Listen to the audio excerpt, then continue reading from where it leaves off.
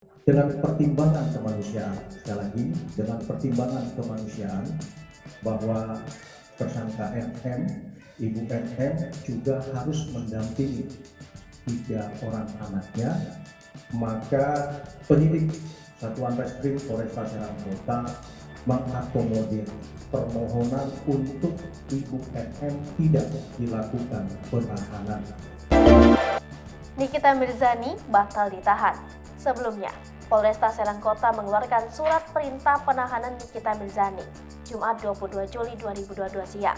Alasan Nikita Mirzani tidak ditahan karena pertimbangan kemanusiaan, terutama masih mempunyai 3 anak. Itu terjadi setelah kuasa hukum Nikita Mirzani, Fahmi Bahmid, memohon agar kliennya tidak ditahan ke Polresta Serang Kota.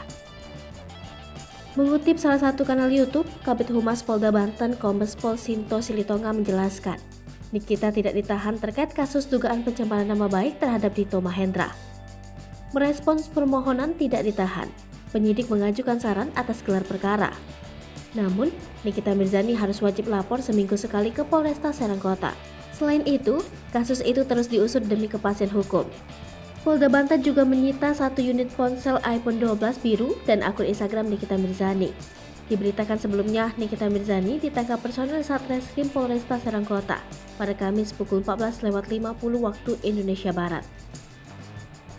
Nikita Mirzani ditangkap saat berada di lobi utama Mall Senayan City, Jakarta Selatan. Nikita Mirzani ditangkap secara paksa karena dianggap tidak bersikap kooperatif selama proses penyidikan. Penyidik sudah memanggil Nikita Mirzani untuk dimintai keterangan pada Jumat 24 Juni 2022.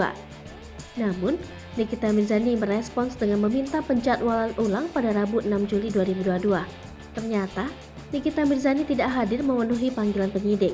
Diketahui Nikita Mirzani ditetapkan sebagai tersangka oleh tim penyidik Polresta Serang Kota pada 13 Juni 2022. Hai pemirsa Sri Popo TV, jangan lupa komen, like, dan subscribe, serta tonton terus berita-berita terupdate lainnya ya.